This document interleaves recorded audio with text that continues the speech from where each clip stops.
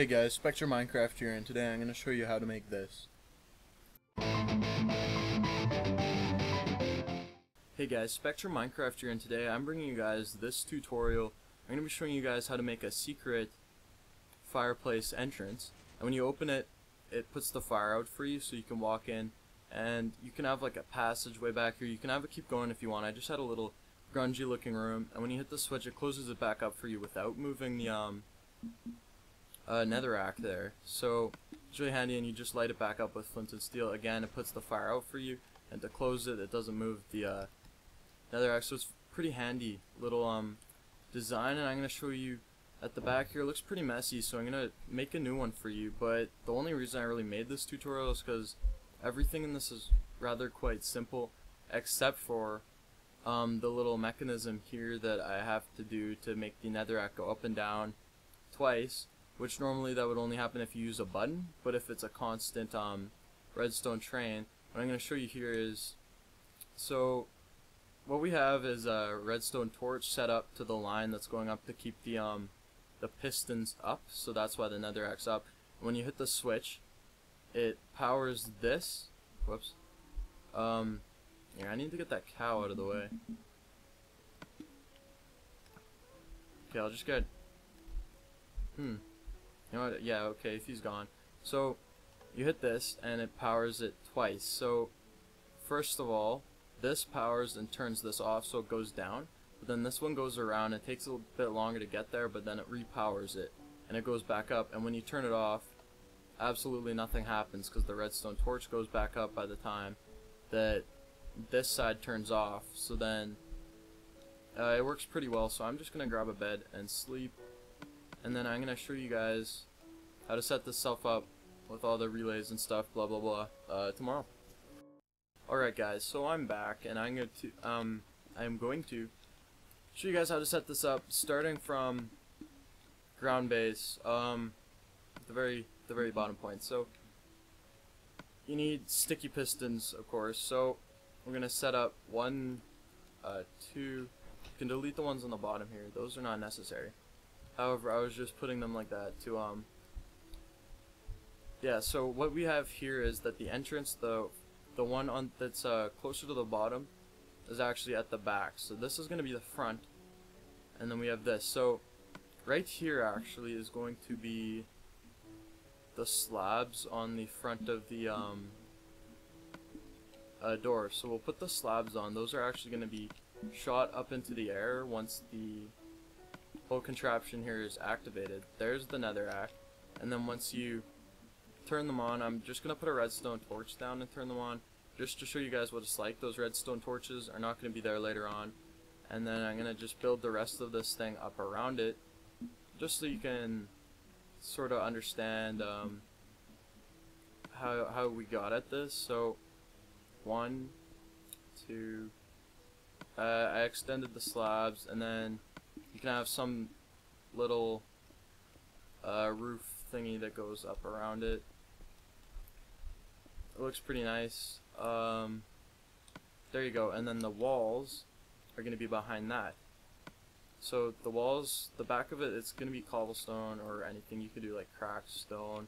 I did cobblestone, but you can see how cracked stone looks. It sort of looks interesting, maybe hinting that there's a wall back there. So then what you're going to want is, I just used birch wood to surround this thing right here. I surrounded it like that, and then did have it go out just for aesthetic reasons like that, and then I had bookshelves underneath it. So I'll grab my bookshelves here and put it under. This is actually what we're going to put the switch on to, just because it's sort of disguised, so then no one would assume that there would be a lever there. And now that we have the walls, so those are going to be the walls. So what you're going to want to do is the sticky pistons. So we have those there. Then the sticky pistons are going to be back like that, facing in, so that their reach will reach out and be in the space right here. I'll just show you what this is like right here too.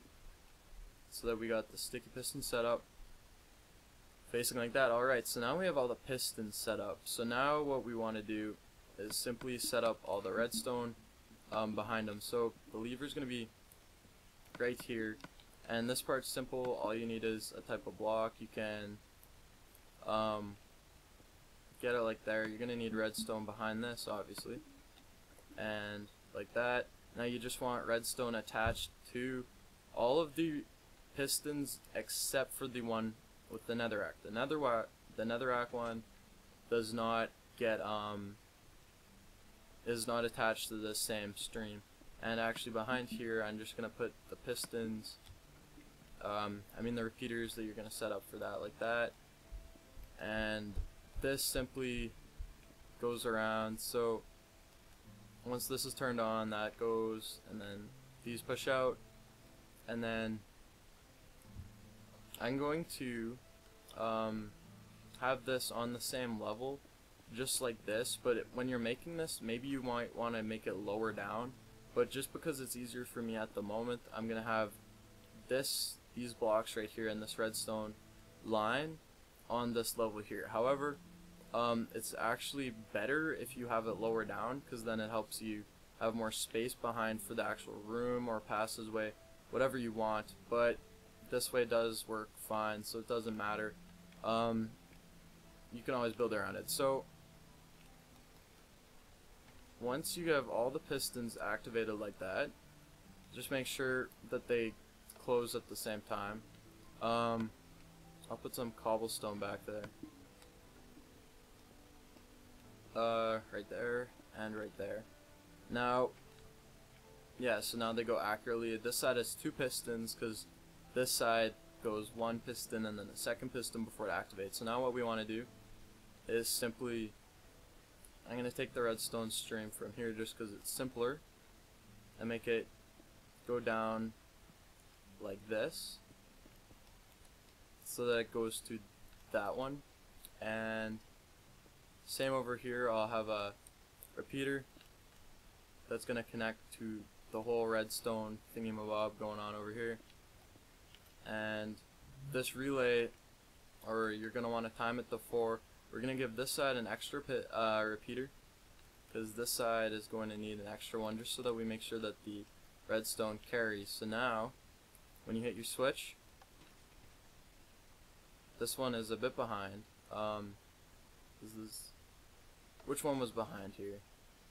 This one goes down first. So yeah, you can time them out. I'm actually not sure how to get them timed exactly. I think I did the wrong side there.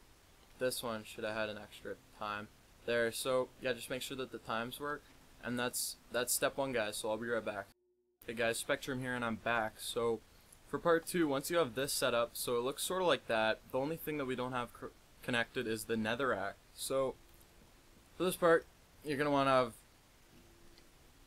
2 repeaters at the back of it. Make sure it's not connected to this stream at all. If you need to make sure that it isn't, feel free to put cobblestone blocks like that to keep it from being connected. And basically what we got to do is we got to set up the same thing as over here, but this switch will be connected to up there. Now the only problem is that it's already on up here to keep this thing closed, which is the opposite of what we want. So we're gonna have to sort of double down on the circuit here. So I didn't really get much charge there, so I think I'm gonna move this line to after the repeater there, so I got full charge. So we're gonna make it come around over this way so we have more room, and set up the redstone torch to the line. Now the only thing is we're gonna want to do this twice, so it acts as the switch. So instead of just the one as over there, we're gonna do this twice with the redstone torch lighting. So now once you got that, we're gonna make this path go straight to the what do we call it, right there, so that this goes up. And now the last thing that we got to do is, you see this is the switch, and then it comes before the switch, so that's the area in here. Is we're gonna make this connect to here and just sort of put it on a delay, so it's connected like that. So now let's go check this out, make sure that it works. Yeah, there you go. So you know that it works when it does that.